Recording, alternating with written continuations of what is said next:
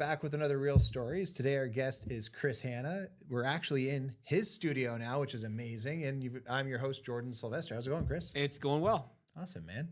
So again, this time with Real Stories, we've chatted with you before. So this time we're going to pick your brain, but this is going to be on the hiring and managing of human people. The hardest thing to do, I think, as a business owner. Yes, I tend to agree.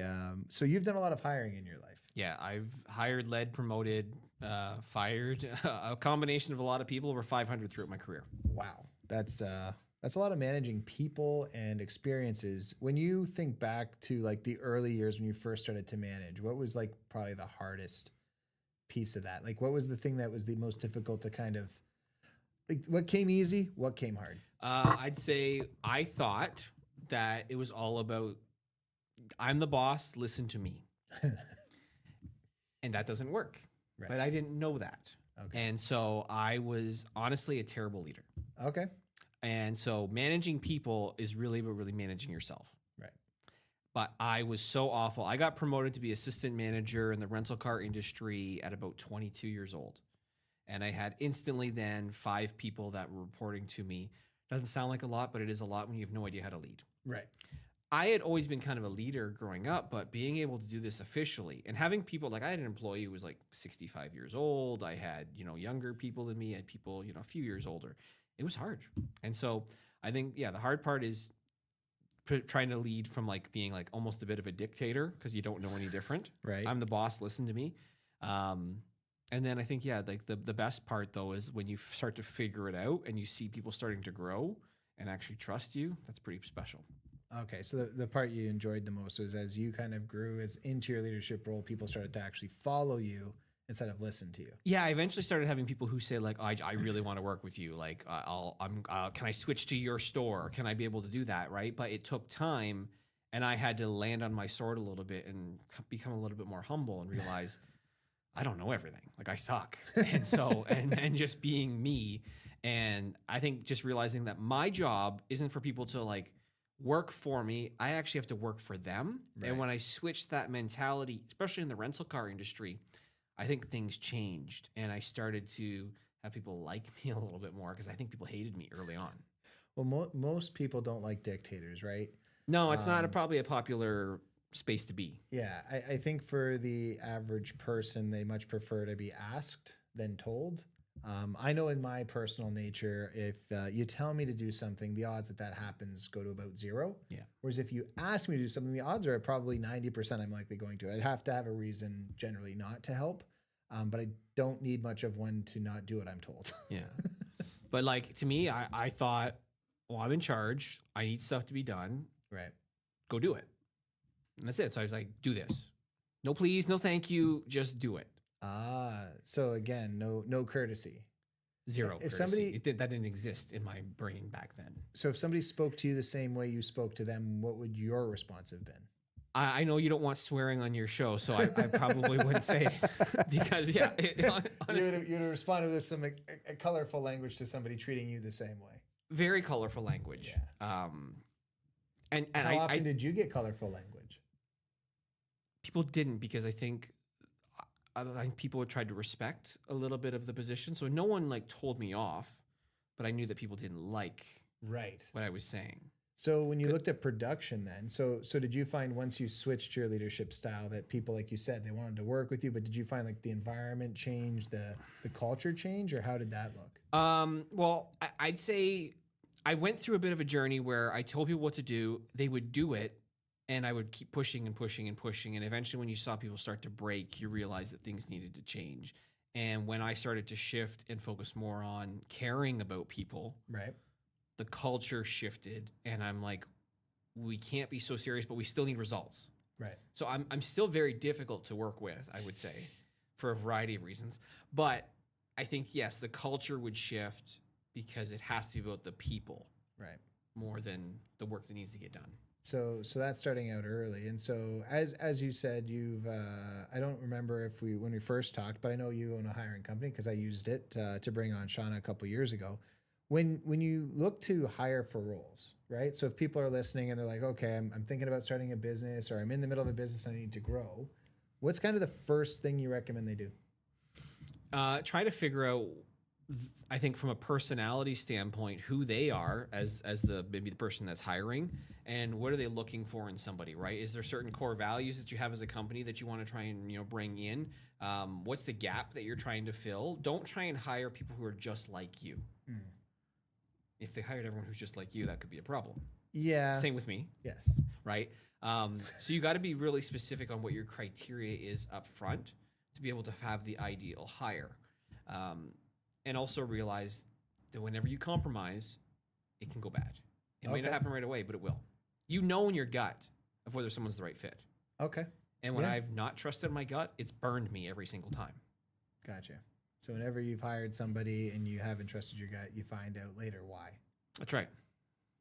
Okay. So when you're sitting down and you're in the interview process, what's your like go-to question? Like what's like, I know there's a bunch of questions, there's all kinds of stuff, but like in every interview, what's the one question you need to make sure you ask? My one question that I ask every single time is the question that I end every interview with. Okay. And it's the most consistent one. And I say, this is your last chance to sell yourself. If I'm hiring just one person, which I'm only hiring one person, but I'm talking to multiple people, why you? Sell me on why you're the best fit. Okay. Right? This is their opportunity for them to say, not only just like what they'll do in the company, but like why this is going to help them long term, what they see, like I can see kind of the research that they've done on myself in the industry. I want to know really from as passionately as possible why them. Right. Because everybody who gets to an interview checks the box. Yeah. Yes, they can do the job. They've gotten to that point. Hopefully there's a culture fit. Like they would have never got to that interview if they weren't. But like them to really sell themselves, they're answering why for me. Help me make an easy decision to bring you on. Right.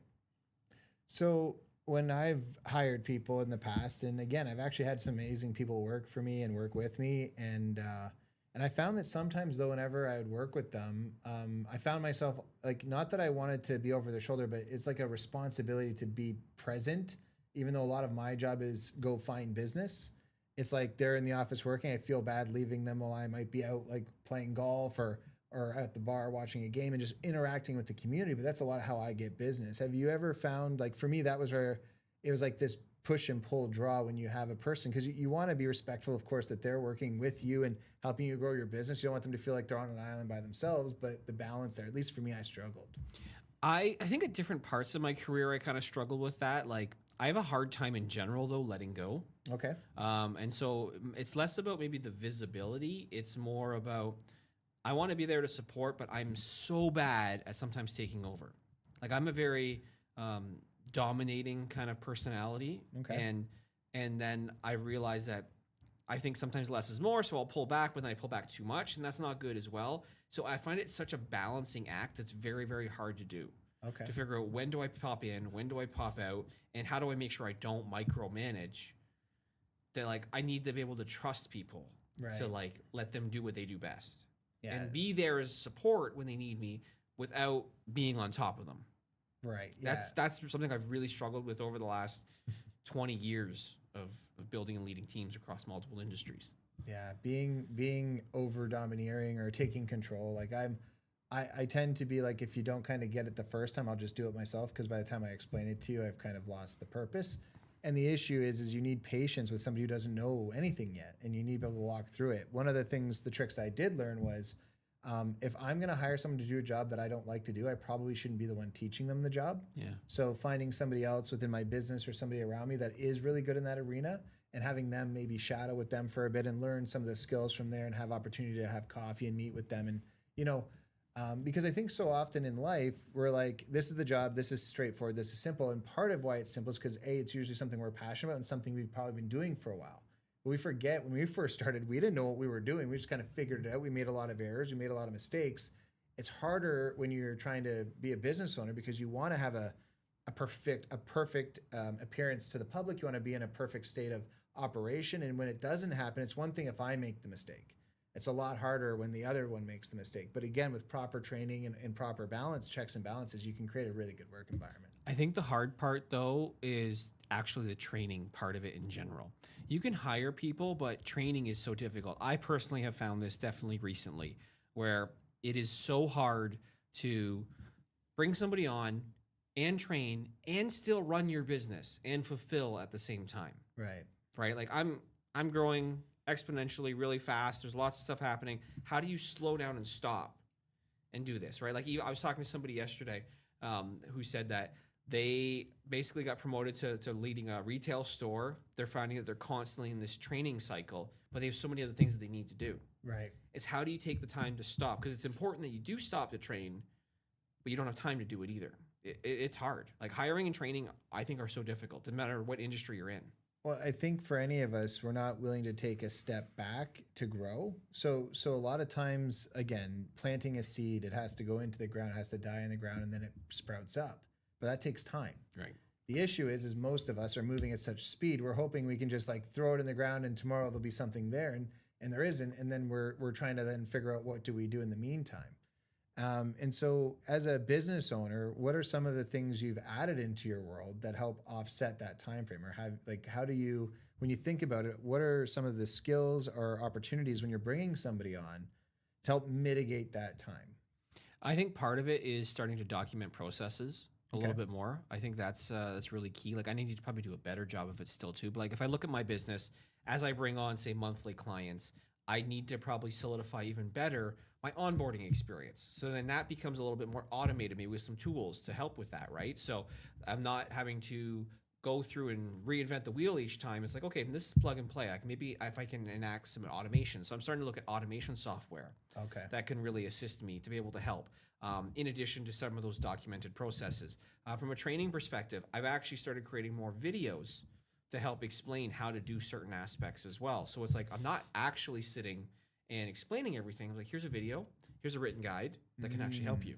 Right. Yeah. And for you, I think it's a little bit easier than most to create your own video content. Yeah. On how-to videos instead of YouTube, it's all in content tube. Well, and I actually do that with some clients now too, where it's like, you know how like I'll ask for like, hey, can I give me the credentials so I can log in and post for you, right? Right. It's like, I'm like, well, how do I do that? Well, here's a video that I've created to explain how to do that. And so I've done that from like a Facebook perspective as an example, right? So like across the board, how can we make more video content that can help with the stuff that I'm always repeating? Right. Same thing happens from training, but also same thing happens with clients. Yeah, in real estate, for a very long time, they had DocuSign, AuthentiSign show up. And they had the ability to build templates. And so that you could actually just have it so that every time you did something, it would auto-populate all the signatures. Now, I never did it. I knew I could, but every time it was just easier to just go in and put them wherever they were. But if I probably just spent 20 minutes one day to actually template it, I would have been done. And then I would have been able to use it over and over again, but never did it. Then the board finally did it for us. So they automatically put everything where it's supposed to be now because they were able to just automate it.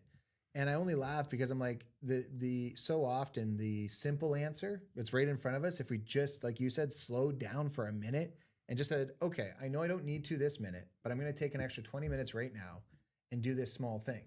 And then it'll save me. The issue is it's only going to save me 30 seconds every time I write an offer. But 30 seconds every time I write an offer, the number of offers I write compounds over time and massive amount of saving and opportunity. I think so often it's hard to spend the time in real time to do it because you're not going to see the fruit of that in that moment. That's why I said when the seed died, like if I would have done that, then that thing would have flourished and I would have had this thing operational and I would have saved myself a ton of time, especially on the move, right? When I log in from my phone and I'm trying to do it on my phone, imagine if it just templated. Well, then it would just be there too. Yeah. So many little things in life, I think as business owners, we get caught up in I'll just do it later. And is it really worth the time I'm going to spend to put that into practice, right? That would actually that's a good question as I'm thinking about it. Is there anything that you have done where you've put a ton of time and energy in thinking it would be really beneficial and hasn't? And what would be the thing you probably didn't realize by just doing this small step kind of made everything so much easier? Well, I don't know if it's from a hiring perspective, but like one of the things that I found that did help me a lot recently. So yesterday I got to speak at an event. We were talking about off camera. Yeah. I needed to create slides for it. And I started creating, and I was like, wait a second. I've got a template that I created a long time ago to brand all my slides. So that made life so much easier for me. Right. By leveraging something that I'd done, that I'm like, I'm able to create some consistency. And so I think that's been important. But then the same thing goes, like the more I can template different things, I think it's just going to save time, right? More than anything else. I don't know if that really answers your question, but well, I was thinking from the perspective as you hire people and you bring them in, right? Like if there's a system in place. So again, this is sort of in the same light. Instead of necessarily hiring someone, you're adding a system or a model when you're talking about, like, again, these are templates that are in place. So if somebody, so let's say you had your whole thing drawn up and you knew where the slides go, but you didn't have time to build it, but you have the previous one, they can just basically drop in for you and hand you back that, right? Like, do you find that, have you found that by building some systems and models, what would be some of the, like Calendly, adding that so people can just book appointments with you instead of having to get phone calls? Yeah, Calendly's like a massive one, right? So like early on, you go back and forth with people and hey, does this time work? No. Does this time work? No. But like sending some automated links to be able to self-do stuff saves you tons of time. Right. I think that's one of the most powerful tools. It's worth $144 a year that I pay. Right. It's a no-brainer. Yeah. Right? I think there's a lot of technology because of the space that we're in now.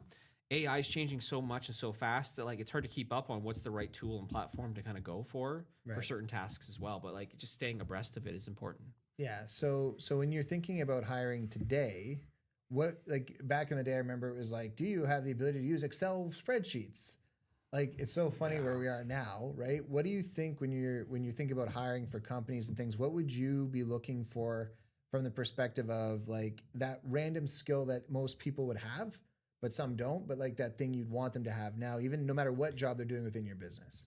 Well, okay. So because of the world we live in, if I would ask the question, do you have experience using AI, ChatGPT, and I would get somebody to explain how they use it. Okay. Because if somebody says, no, I don't touch that, they would not be a fit for my business. Right. Someone has to be comfortable with that in today's world. Like, yes, ChatGPT launched November 2023. It's only been around for a couple of years, but it's an absolute game changer. I'm not saying you need to be only using that because there's so many other tools, but it is an absolute non-negotiable for my business in particular. Right. That if you do not feel comfortable using AI, you are not a fit. Right. So you think in the way of the future, being competent in AI will be one of the most important You need skills. to be able to be more than competent. You need to be a prompt master. Okay. You need to be able to prompt it the right way because it's garbage in, garbage out. If you give it just a basic generic prompt, you're going to get garbage stuff back. Gotcha. So I think there's not enough people who know how to use it effectively. So, you just heard me on the phone with one of my employees, just before we had this call.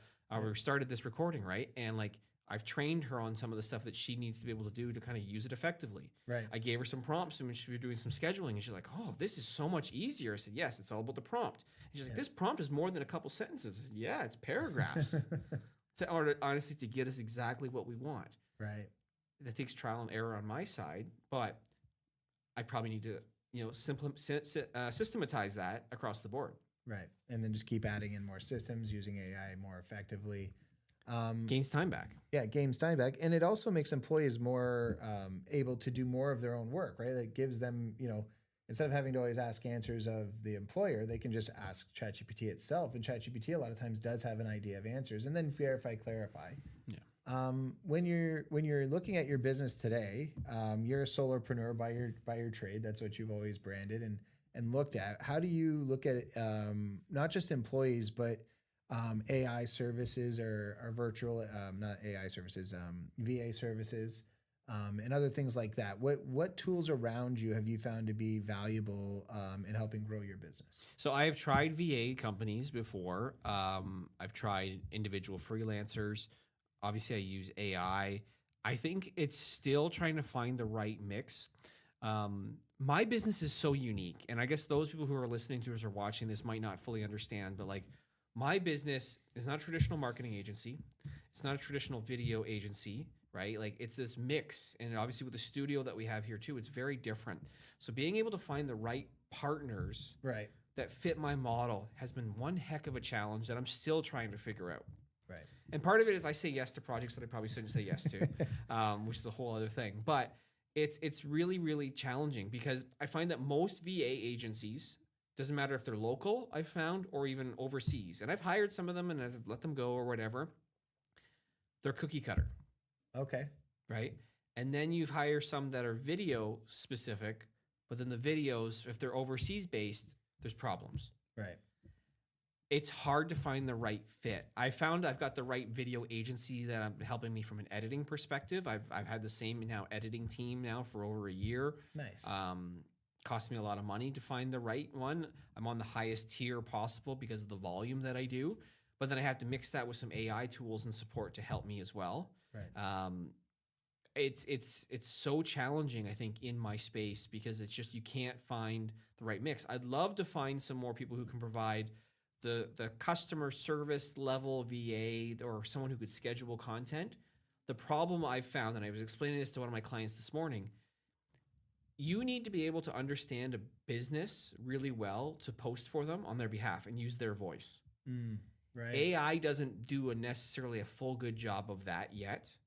In some freelancers or VAs, they're not entrepreneurial.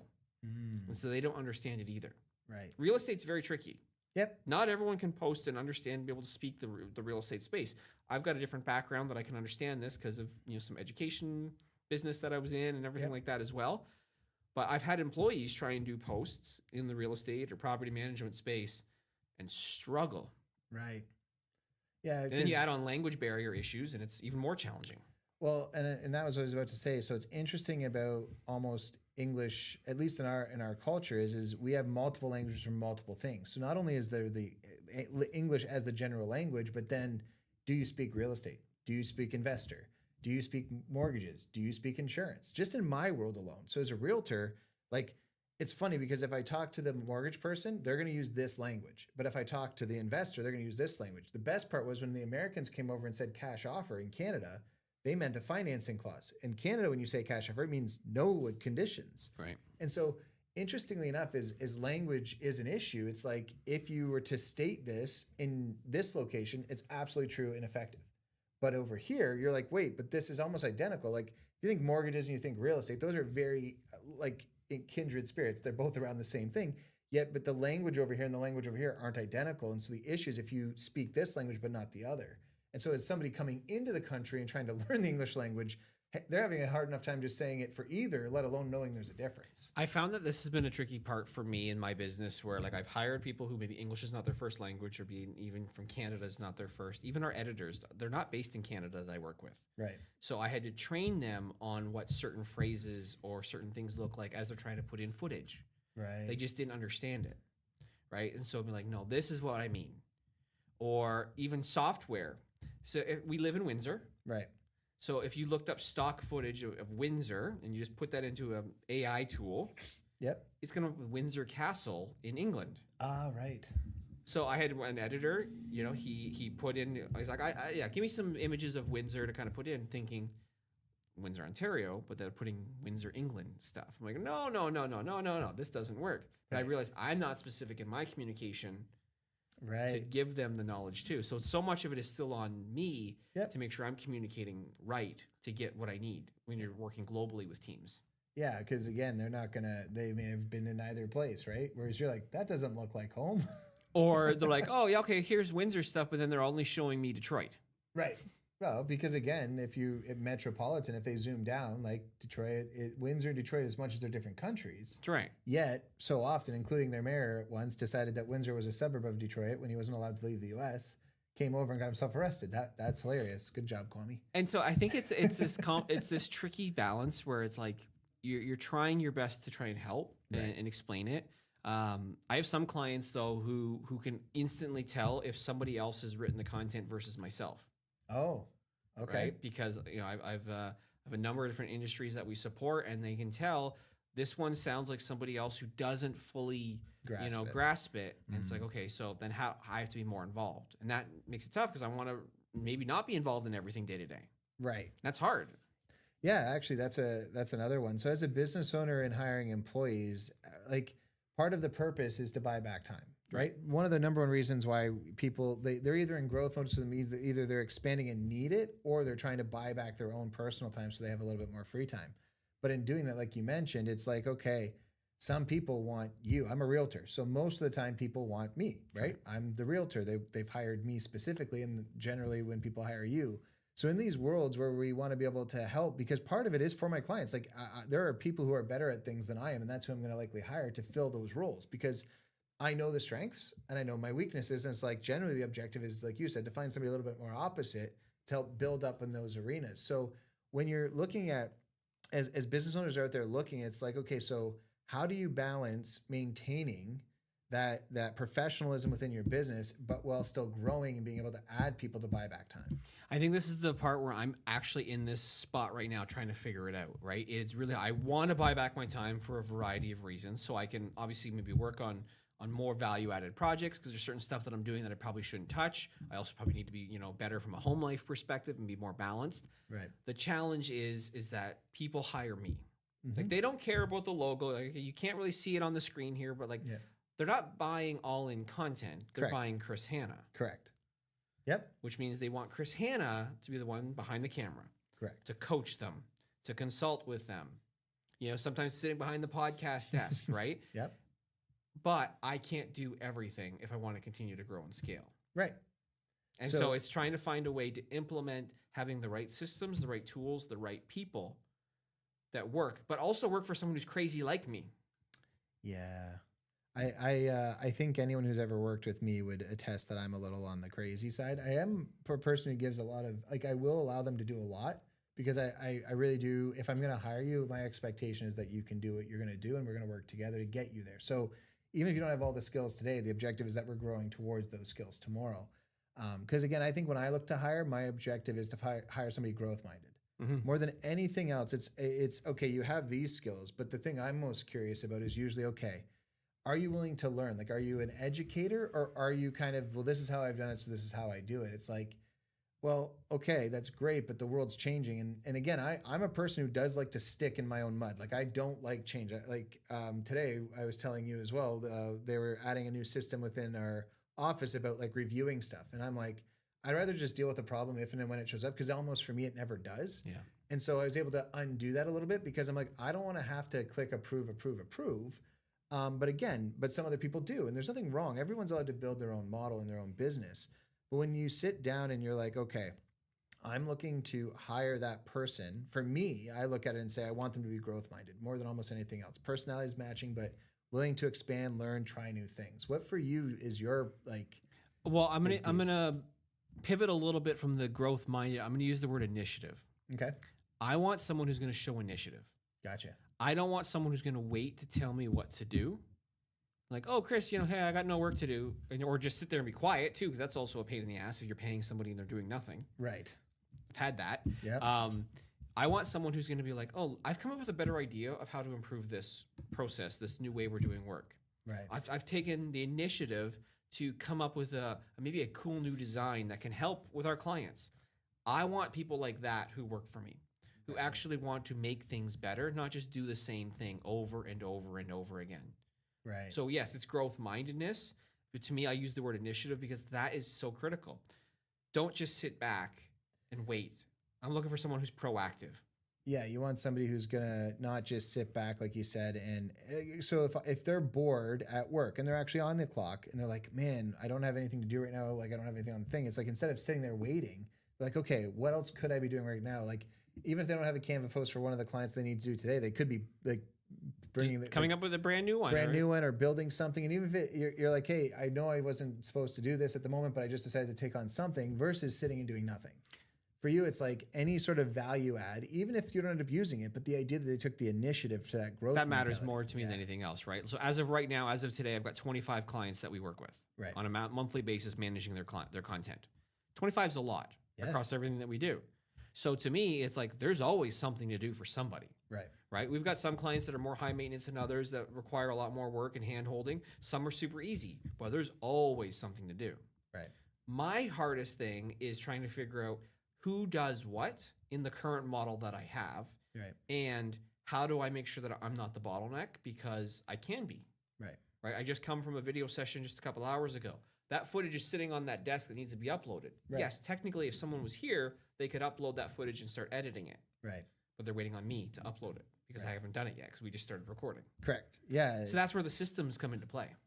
Yeah. So the idea of, like you mentioned earlier, it's like, okay, so if I can add somebody who can just take care of the minor things, like putting a table right here so we can have our drinks. That's right. Our drinks are on the floor right now. Our drinks are on the floor because we don't have a table. Or we don't have mugs yet, which would have been simple too. We've talked like, that's right. And I'm only saying it in jest because, again, and as a business owner, it's these little things. You're like, oh, I'll just get to it when I get to it. But then you're like, oh, I knew I was supposed to get that before now. And then, but the challenge is like, I look at what's the thing on the priority list. Yeah. What I prioritize what's the most amount of revenue it's gonna bring in. Sure. A mug is low on the priority list. Yep. But when you're sitting here, like, it'd be great to have the mug, so I don't have to sit there and reach down to the floor to grab my energy drink that's down here. And I'm mindful that my legs are dangling, and I don't want to knock it over. Right, because yours doesn't have a lid. At least mine has a lid. That's right, and I don't want to ruin this new carpet. All the small things in life. Whenever you're thinking about hiring, but I could hire someone to do that. Yeah. Well, again, if you when you think about that, right? So you said it's like there's a few different arenas with which you could hire in your world. When you sit back and you're like, again, you said something interesting though. So it's about dollar per hour. So one of the things that anybody you hire should do is increase your dollar per hour, Right. meaning that you're able to add more people at a price point and an opportunity to grow for the purposes of the business. And it benefits both the client and you, right? When you're able to add people into the circumstance, then like you said, all of a sudden there's no bottleneck. So now we're having this podcast, you know, that can't be uploaded. But if there was another person, right? And so by growing and adding people, then what it does is it allows you this opportunity to do even more. But like you've said, where's the lines of where you're necessary, meaning that where the clients expect you to be, and where are the lines where there's some forgiveness and allowance? I know for me as one of your clients, one of I think the benefits of my nature is that I gave you creative control off the hop because otherwise nothing would have ever gotten out. Yeah. I knew that if I started to watch the content right away, I would find a reason to not put it out because I'd done a lot of content on my own and never posted a single thing. Right. So I think in the balance of looking at that from the internal perspective, when you think about the external and you're like, okay, looking externally, what would be the one thing today, if you had somebody doing it right now that would increase your profit margin personally, giving back your time so you could continue to grow the business? Well, it'd be those low dollar tasks that someone else could do, like the admin tasks. Right. The admin tasks that I don't like to do that I push off that could help me and make a better customer experience, such as having a table here, such as doing some of the bookkeeping side of things and the invoicing, uploading footage for me. Right. If I literally walked in and say, here's so-and-so, can you upload this footage so we can get it up to the editors to get that done? That turns that stuff around as opposed to me doing it later on. Right. Right. I always wanted to be a solopreneur for years. Yep. But I've realized being a solopreneur, I'm a bottleneck. Right. I can only grow to my own time, and I don't have a lot of time, especially the more that I grow. So that's why, yes, I brought on editors, I brought on some coordinators and people, but I need to bring on more help. Right. To really take this to the next level, because I have people lined up wanting to do business with me. Yep. But I'm like, oh, wait. I can start you here. Are they going to wait is the question. Well, most of the time when people are ready to act today, right? They want today. Like if I got people willing to give money, I want to collect the money. Well, if but I got to do the work. If you go to Ford right now and you want to go buy the Mustang, they say, hey, come back next week. But you could go over to the other business and they'll sell it to you today. 100%. Right. And so this is the issue of, again, so when you actually think about that, what motivation level changes within your mind, even just by having the conversation to like actually do something? Like as a business owner who's watching us right now and you're thinking through this process in real time, what is that thing that you're like, where's the bottleneck in your mind of like, do, don't do? I know a big piece will be financial, but is it when you're looking at the future and how do you get over that hump to be like, okay, this is the hire I should make and why? Do you do like a spreadsheet and build out the model? Do you just see, okay, here's all the stuff that's still on the list that I need to get taken care of? Because the other thing I've noticed that happens sometimes is you have a big list, but when you hire somebody and you bring them in and they're able to take care of all of it, well, you realize there isn't as much as you may have thought just because you've always been so busy to not get it done. Yeah. Because I think the mistake any business owner does, we don't want to hire somebody and then not be able to maintain, their opportunity. I'll answer this in a bit of a roundabout way. So for years, I did consulting. Yep. And I would go into businesses and I would give them advice on what they need to do. This is who you should hire. This is what you should do. We as consultants, I'll say, are our own worst advice takers. Okay. So when I go into somebody, I have a whiteboard in the next room where I would probably map out, here's the to-do list of everything that needs to get done. Who should do what? And I would probably say, Chris should do this. This employee should do this. This future person should do this. And I'd group like tasks together. I need to sit there and do that for myself, even though I would pay someone would pay me to help them do that. Right. The problem is I always put my clients before me, but I'm at a point where it's like, I need to prioritize a little bit of working on my business in order to help me grow my business. To work for them But I'm better. stuck in this fulfillment trap which I know that I've talked to a lot of business owners recently who are saying that they're in the same thing. Like they need to grow, they need to invest in like video content, Right. podcasts, whatever they want to do, but they don't know how to do it. So they know who's the answer. So All In Content's the answer. Chris Hanna's the answer. Yep. But for me to deliver for them, I got to free myself up to help them. So that's a roundabout answer, but like that's what I need to do. Yeah, they say there's working in your business and working on your business. And so the issue is when you don't take time to work on your business, then you spend less time working in it. Yeah. And the reason is that you're spending so much time trying to do the on as well. Like you're stuck in this vicious cycle. So unless you take a time, right, specific time to put it in your calendar and be like, this is when I'm going to go on my whiteboard and do this, and put in your calendar like it's an appointment with a client. Because one of the things I've learned in my life is if I don't start to prioritize the things, I won't do them. Yeah. Somebody says, and again, it's like, what is the thing you want to do this upcoming year? If it's not in your calendar, it's not going to happen. And I used to find that frustrating because I'm like, it's fine. Like, of course, I'll eventually do it. And sometimes I would, sometimes I wouldn't. Well, why? Because you know how often you're distracted by the simple things? Yeah. So I think when you get around to sitting down and looking at that, what is your quick tool that you would be like, okay, if I had to sit down today and make the decision to work in my business versus on my business, or on my business versus in, like, what time frame would you set up in a week to dedicate to both? So I think one of the things that I've started to try and shift back to, like when I first started my business, I said I wanted to have one dedicated day where I was focusing on my business. I wanted to have no meetings on Fridays. Right. I know. I remember we talked about this. And I did my best to try to avoid ever making a message to you on a Friday. And I was good at first, and I felt really in control. As I got busier, I'm like, shit, I need to use Fridays. Right. To like fulfill like clients and stuff like that. But in recent weeks, I've started blocking out Fridays to get stuff done. And I think I have to be more respectful of that time to say, these are the days that I'm going to be able to plan out what's the strategy, what do I need to hire, how do I figure that stuff, work on my business to give that balance. So carving out the time which you talked about is something that I have to do. Gotcha. And it's a non-negotiable, which means everything else needs to be planned around that then. Right. And so planning is so critical and so important as a business owner. I agree. But the problem is we're all guilty of sometimes just running and going fast and doing too many things. And I say yes too often. Right. But we could do a whole episode on the fact of saying no. I actually, earlier when you said that, I'm like, yeah, we probably could do another episode on, like, there's the movie, it's Yes Man with Jim Carrey, where he had to just say yes to everything. Hilarious movie because he just say no to everything. And sometimes I think it's about taking authority over our time, understanding that sometimes we have to slow down to speed up, right? You've got to slow down, take, I can't even think of the word. So it's take account of all of what's going on, verify, then re-examine to be like you said, who do I need? What can support me? Is it a who? Is it a what? Meaning a who is a person, a what is a technology or a system that can be added into my world.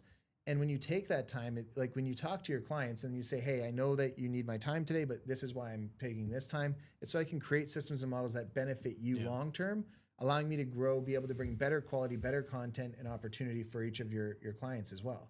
And in myself, sometimes I find that to be the hardest thing. It's like, I don't want my clients to ever think they're not a priority, because to me, one of the things my life is built on is wanting to help them. Like, truthfully, I will usually do whatever I can to try to help them. But at the end of the day, sometimes the worst mistake I make is that by spending all of that time doing that and I take no time for me in the building of my own business, sometimes I'm like, crap, now I'm not able, this happened because I didn't. Like this mistake, this thing was missed, or I wasn't able to fulfill the way I wanted to in that moment. And you're just like, man, if I only would have just blah, blah, blah. And you're like, it would have made a difference. And now it reminds me to slow back down and take a minute. And again, so often it's not major, but it makes me feel like I remember to do the simple things. It makes life so much easier in the long run. Yeah. And it's the hardest part is the slowing down. Like, I know I need to hire. Right. But I also know that in order for me to hire effectively, I need to be able to have time to train them. So I'm kind of stuck, in all honesty, in this weird space where it's like, I know what I need to do, but I need to find the time in order to do it right. Because if I do it wrong, that's a disservice to somebody that you're bringing on as well. Yeah. And so it can be really hard. But you also don't want to, as a business owner, go through a slow period. No. You don't want that either. Income. So it is hard to run a business. Yep. And so, like, somebody asked me yesterday, they said, "Hey, Chris, you know, I see you up on stage, you're getting to speak, you're getting to run your own business, you get all this, it looks so glamorous, looks so awesome." And I said, it is awesome, but it's also hard. Right. So if you want to do it, you got to commit, but you got to realize it's not going to be easy. Yeah. I want to be my own boss so I can set my own hours. I don't know if you know what being your own boss is. It's called working all of the time. That's right. You work all of the hours. When you work for a company or you work for a person or you have a position, you work from the start time to the end time and you're paid for that time. As an entrepreneur, you are paid for nothing unless you produce and accomplish a task. Yeah, you are having breakfast, you are thinking about your business. You go to sleep, you're thinking about your business. You're having a shower, you're thinking about your business. It is on 24/7. Yeah. And it's hard. Yeah. It's not for everybody either then. No. And that's why bringing amazing people into our business is that don't want to necessarily do the roles that entrepreneurs and owners want to do, but they want to support them and finding those people who are going to grow our businesses with us, that are going to want to step alongside us, that we can support their families, they can support our families, and we can grow. And I think one of the things that I am too quick to is I want to have like a best friend almost right away. I want to go from not knowing you to being great friends. Why? Because I love to be in a relationship. And sometimes what I find there is, again, you're it's like you come on too strong, right? Mm-hmm. It's like, and so it's finding a proper balance to be respectful of both parties, to be able to grow your business, find that common. Because again, one of my failure traits is like, I move 1,000 miles a minute. When I do make a decision to do something, I just do it. It's like, and we're going. And it's like, come along for the ride. I have no idea what's about to happen. Like, the car's going to make it there. Might be a few flat tires, who knows, but we'll get to the destination. I'll get it out and check what happened once we're there, right? And then I'll fix the problems. Yeah. If people aren't prepared for that type of thing, which you, again, have a bit of a personality like that, like, what would you say to somebody who wants to work? So let's switch it up a bit. We've talked to the entrepreneurs. What would you say to an employee who's stepping into a business with these entrepreneurs to give them some insight into why we're quirky, why some of us are a little bit crazy, and how they can help, you know, I'll say this in the most kind way to myself, is how can they help manage us? Not that they don't need to be listening and growing and doing those things, but to help us learn to be better with them. Because again, I think as employees, we suck. So we're not really good at being employees. No. But so at the same time, we may not understand them either. I think it's important as part of the interview process to remember that it's not just about the entrepreneur interviewing the employee. The employee has to interview the entrepreneur. Right. And say, this is what I need from you to be led. And hopefully being able to assess that is like, you as an example, would Jordan be able to be the right leader for me? Right? Because you have to be able to figure out that. Or once you're already working for them, having that conversation, say, this is what I need from you so I can do my job effectively. Right. And so maybe then the entrepreneur is willing to shift. Maybe they're not willing to shift, and maybe it's not a fit. But like having open communication, like in life and in business, communication is everything. Yep. And so an entrepreneur needs to be able to communicate, but an employee needs to put their hand up and say, I don't get this. I need to understand, or I need these resources. The employee has to be someone who's willing to communicate their concerns, but also be able to take action. And hopefully the entrepreneur is able to at least explain the why behind it a little bit too. Yeah, that's actually, so as leaders, as entrepreneurs, I think that's one of the things we have to be able to sell a vision and get buy-in. And so again, I think it's really, like you said, in the interview process, if somebody's going to be joining the team, you know, you want them to be able to accomplish what the purpose is. And if they don't know the purpose, so if the entrepreneur doesn't know the purpose, then the employee sure as crap isn't going to be able to figure it out either. And so again, I think it's a disservice to employees who come in thinking this, right? And it's, again, the hard part for some entrepreneurs is we don't know till we know. Mm-hmm. And we had every good intention, we had every, you know, good thought around these things, but then it just changes, and you have to have the tough conversations, because it's like, okay, so this is what we talked about. This is where the business is now. I don't know what to do myself in light of where you're at and what you've said are your like non-negotiables, but where we're at. So either you've got to give, or we have to have a conversation here about how we balance this. When you tell employees, you coach different people over the years and employees, when you think about them dealing with their owners and their people, what would you think is like the number one complaint from the employee about the boss? Not that they're mean or about like that communication, or what's the issue where you see the most amount of like disheartened, like where they're disheartened, they're feeling overwhelmed, they're beat down? What's that look like? It comes down to two factors. I think one, the thing what I hear from employees is that they feel like the owner of the company just keeps loading more and more on them, not realizing their existing workload, Right. and not also willing to give them the resources. That's what a lot of employees feel. So the entrepreneur doesn't recognize the amount of stress on them. That's right. And when they do maybe say something about how they could be helped, the entrepreneur sees it and goes, "Oh, I think you're fine." Yeah. And they're basically like, "Well, I'm not." And I'm not, and I'm burning out, and I'm frustrated, and I'm going to crack. right. And so it happens all the time. I hear it. I hear it still to this day with, employees of even clients that I work with. Sure. That they feel sometimes that people just don't get it. Right. It's hard to be in the trenches sometimes the further you get removed from the day to day too. Yeah. Well, I was an employee as a kid. I worked and did things, and again, it's funny because it's been a long time. And so as a realtor, I forget sometimes when I have a first-time home buyer that they have no idea what the real estate experience is. Now, buyers who have bought and sold homes at least have some experience, but they have no idea what to expect. Mm-hmm. The problem is, for me, it's so common knowledge that I forget that they wouldn't know.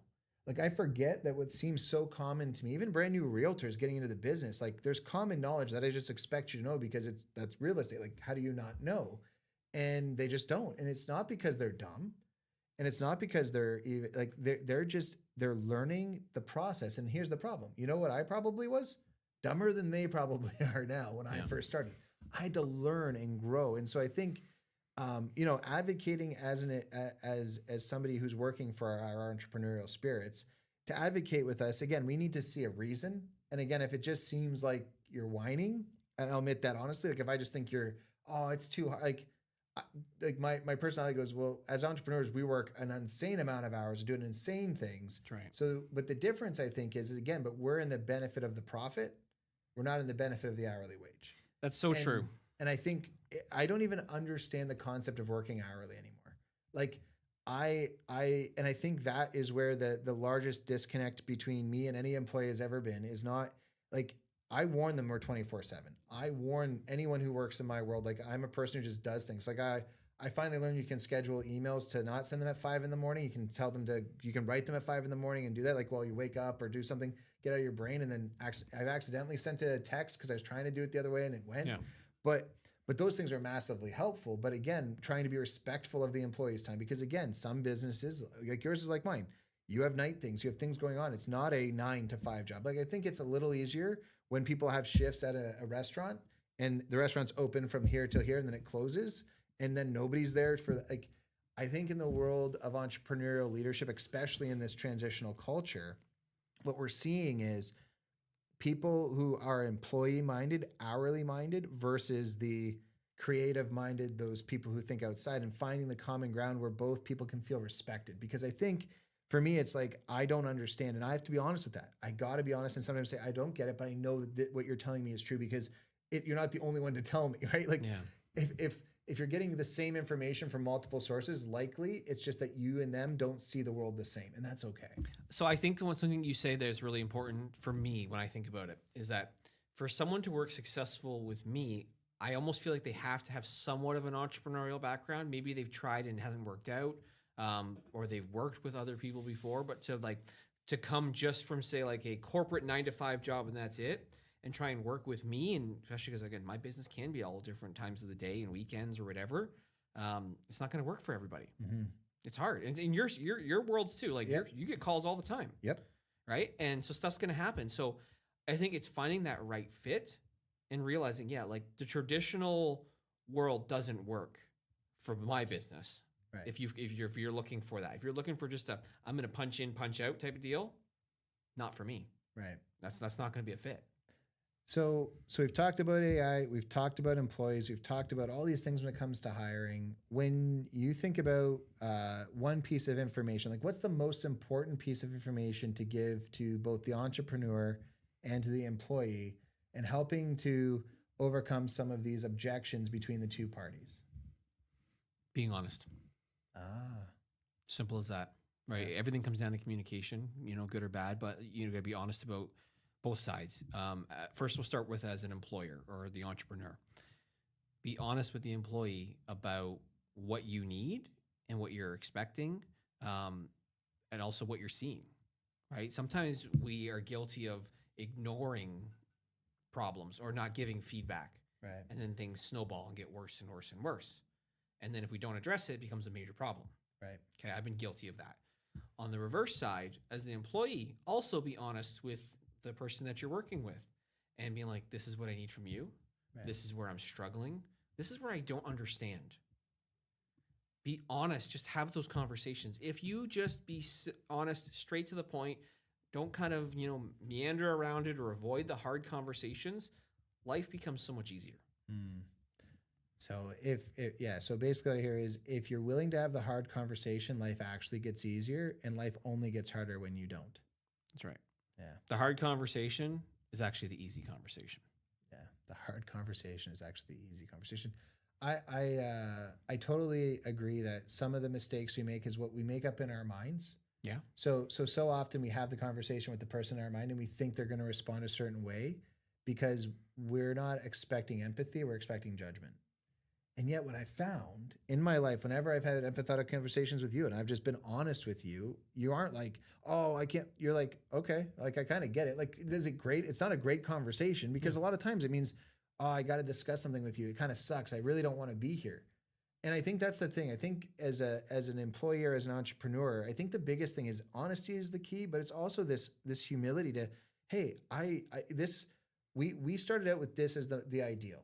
Both of us, this was the ideal, but this isn't working for me, or this situation or something along the way. And I want it to work for both of us. I would love for, again, it's this dialogue about growth and respect.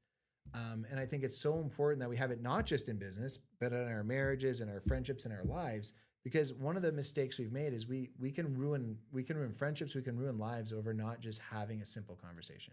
That's right. Speaking the truth, letting it fall where the chips fall where they may. And again, not always expecting people necessarily to respond poorly, but not take it well. Like, people aren't always going to be like, if you have to let somebody go or if you have to change the dynamics of a conversation, they may not be happy about it, but most people are going to be respectful about it. Meaning, I understand this sucks, but this is where we want to go. When you avoid the conversation, what ends up happening is then some resentment starts to build because people are unsure of what's happening. They don't know, and they might perceive things in many different ways. And then emotions get involved, and then it doesn't become logical, and then it can get even more heated and worked up and becomes this thing that can just boil over. Right.